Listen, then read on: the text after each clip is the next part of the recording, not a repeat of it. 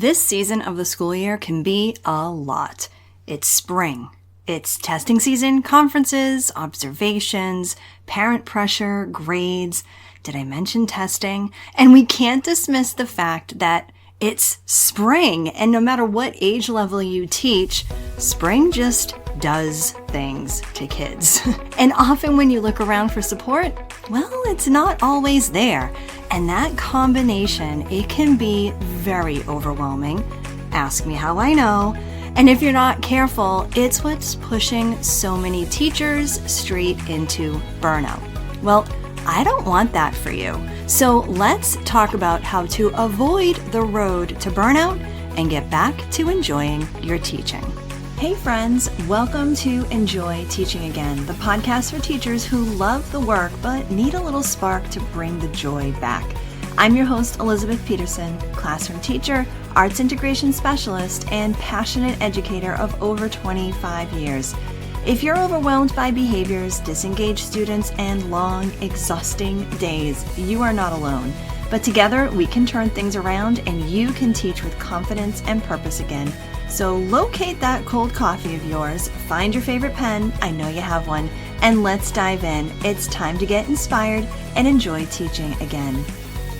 You know, there was a season in my teaching career when I was exhausted, and I mean bone tired.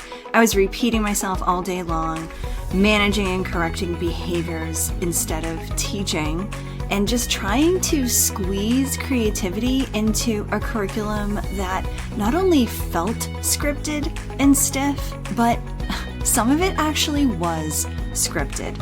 And I kept thinking, is this just how teaching is nowadays? At that point, I had just about, 20 years in the classroom, and I knew that I did not want to become the teacher who just went into work and survived until June. So I had to make a decision, and I decided to stop waiting for things to just magically change. And I decided to put into practice what I had been teaching so many other teachers in workshops and courses and retreats for so many years, and figure out a way to bring some of that creativity and that joy that we would have in those workshops, bring that back to my teaching, because I knew that I was going to be the only one who would be able to do that for myself. And that is when I decided to build a reset. And that reset changed everything. Slowly, I started to figure out what were the most important parts that needed to be reset inside my classroom. And every time I started a new reset in my room, my kids were becoming calmer. I was feeling confident again, and teaching felt creative again. I was actually smiling while I was teaching more and more. And that's why I've now poured everything that I've learned and everything that I put together for myself into the classroom reset. Now, if you're wondering whether it's possible to feel excited, yes, I said excited about teaching again, I am telling you it is. I want you to come and check out the classroom reset at theinspiredclassroom.com/reset, RESET, and see if this is your moment to reset your classroom too. If you get a bunch of teachers in the same room, you'll hear about all the things that contribute to overwhelm and burnout. State testing, parents, intense schedules of parent-teacher conferences, an observation that didn't go as you maybe had hoped it would. No one at home seems to care. You're dealing with so many external pressures and some internal classroom issues as well. And you're trying to hold it all together at the same time. It's not just a hard week, that's a system overload. And this is what can lead to teacher burnout if we're not careful. Not because you don't love teaching. I know you love teaching. It's not because you're not strong enough. I know you're a strong person. Instead, it's because you're constantly reacting to things. You feel responsible for everything. Maybe you don't feel supported, and you don't feel like you are in control. Burnout isn't just being tired. It's feeling like no matter how hard you work, it's just not working. And when support is lacking, teachers can often fall into a trap to try harder, maybe even take more on, maybe overmanage behavior or overextend emotionally about their students or their work or how they feel about everything. Or maybe you've even fallen into the trap of just waiting to see if someone else is going to fix the issues that you've brought to their attention. And you're just stuck waiting. The more you rely on outside systems that are not consistent, the more unstable your classroom can start to feel. The simple fact is, there are so many things in teaching that you cannot control. I think you know this, right? The testing schedules, the parent involvement, administrative decisions. And yet there are things that you can control. You can control the culture inside your classroom. You can control the structure of your day, or at least portions of it. You can control the way you get students to engage in your content and the expectations that you establish in your classroom every day. So when things are getting a little overwhelming, like the pressure is on, I want you to ask yourself, where is this pressure coming from? Ask, is this pressure coming from outside or inside my classroom? If it's coming from the outside, I want you to acknowledge it and then let it go. If it's inside your classroom, that's where your power is. So again, if it's outside your classroom, maybe write it down, rip it up and throw it away. Maybe have an eyeball rolling moment, not in front of the kids, of course. Maybe you have that time that you set aside so that you can vent to your venting buddy. Which, by the way, if you don't have a venting buddy, make sure you go listen to episode 61. That's an important thing for every single teacher to have. But if the pressure truly is outside of your classroom and outside of your control, you need to let it go. I know it's hard sometimes, but it is possible. Sometimes it can be as simple as the testing dates, right? You can't control the testing dates. So just got to let that go and try and work your hardest and have your students do their best with the time that you have. Or it could be something like, a colleague who's just not a team player. That's always a tough one. But we really can't change how people are, can we? A couple of years ago, I worked with a teacher who was really feeling the pressure from student behaviors in the classroom, and she just wasn't getting the support that she needed from her administration. And this is something I hear about a lot and is actually going to be the topic of an upcoming episode. So please make sure you subscribe so that you don't miss that one. I think a lot of teachers are dealing with a lack of support with their administration. But this teacher, she realized that no matter what she tried, emailing her principal, documenting things, waiting for a response, she realized that she just needed to let go and really take a close look at what she could do in her classroom for her students and then take the reins and do it. She and I worked together through what has now become the reset framework, and she was able to reset the whole culture of her classroom. We started slowly, we tightened up expectations, she built in one thing at a time where everyone started to really experience successes together in her classroom, and things started to change. Her students were more responsive, she was more at peace, which is always the biggest benefit of all of this work as far as I'm concerned. Things were calmer, and each day was just a new opportunity to enjoy what she loves, which is teaching. Were there hard days? Oh my gosh, of course there are. There are always hard days. Teaching is just one of those professions where there are unexpected challenges and unpredictability all the time, right? But the change was that this teacher was able to handle things better because she had built a foundation in her classroom that worked. It worked for her students and it worked for her. And the biggest thing that shifted was when she stopped looking outside for the fix and started looking inside and resetting what was inside of her control, inside of her influence.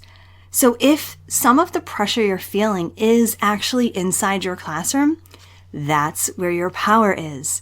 And that's where your influence is as well. And there are 3 things inside your classroom that you do have incredible influence over. And these 3 things are what actually help improve student behavior and honestly help with teacher burnout as well. Preventing burnout, that is.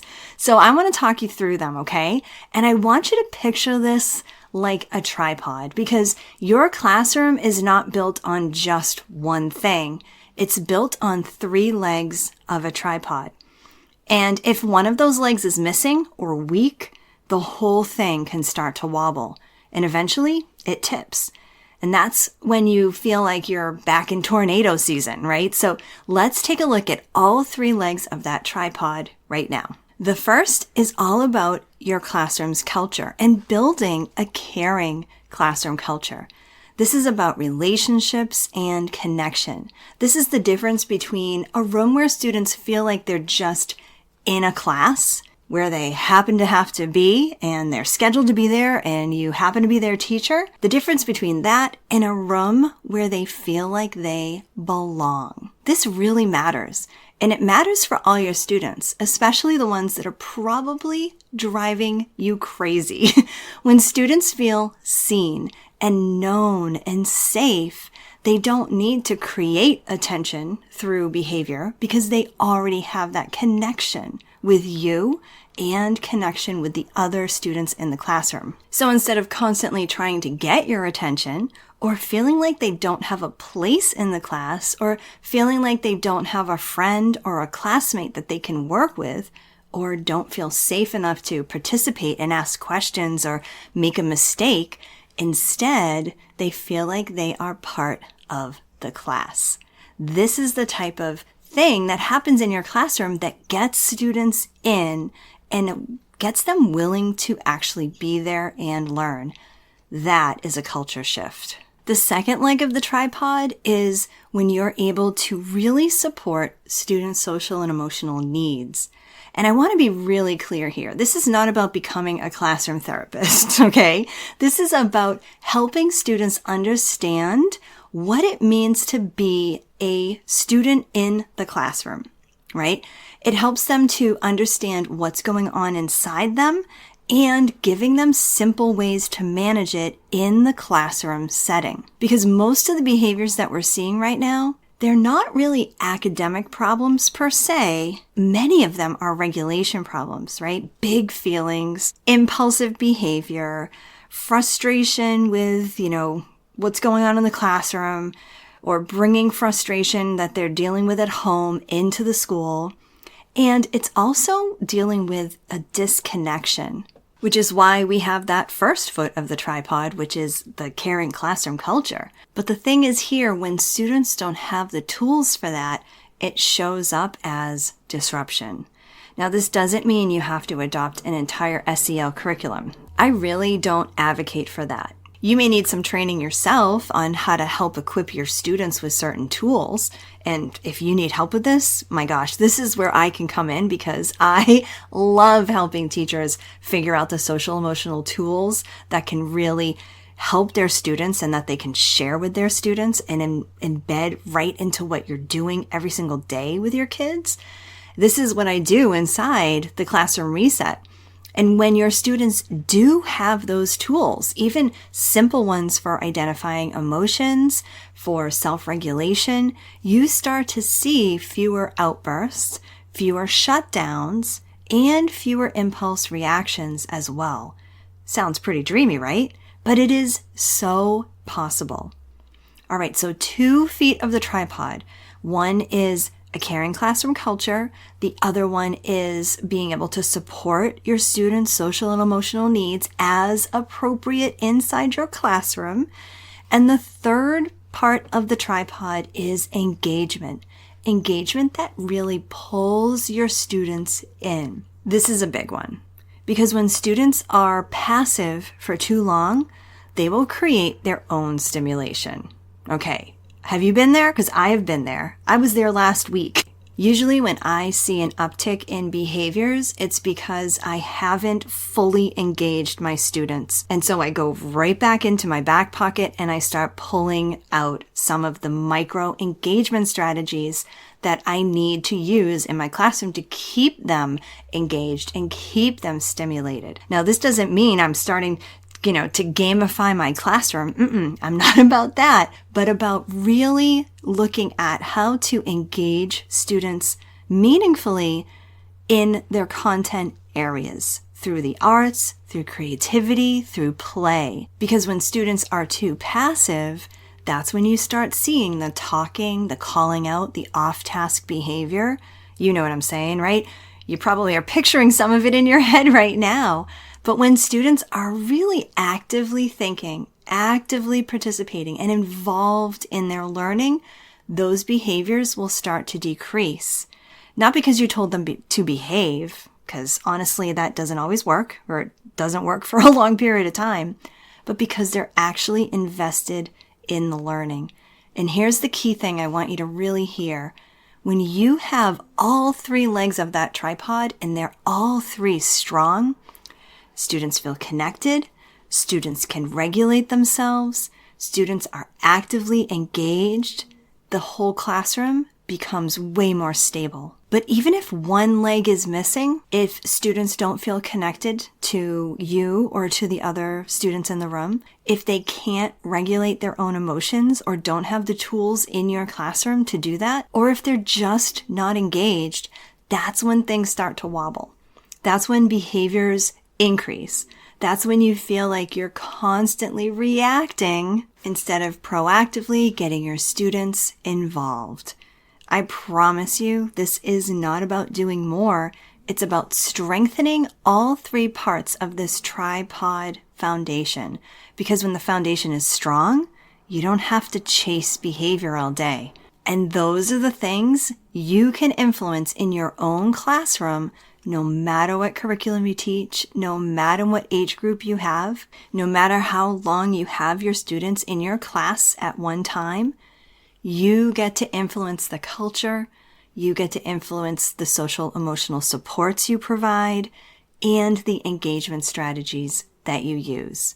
And the beautiful part of all of this is not only does it help your classroom, your students' behaviors, going through the content in a really invigorated way, but it also helps with your frustration, with your overwhelm, and prevents you from going down that road that leads to burnout. So let's go back to that original question about thinking about where this pressure is actually coming from.